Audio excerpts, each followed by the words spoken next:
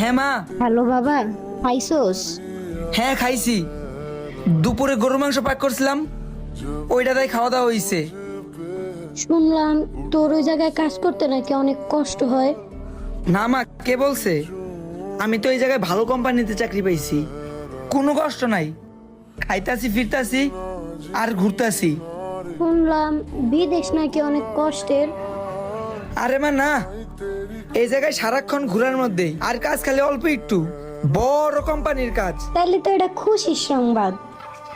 আচ্ছা মা, ঠিক আছে রাখি, হ্যাঁ পরে কথা হইব। ঠিক আছে বাবা, রাখ। ঠিক মতো খাওয়া দাওয়া করিস।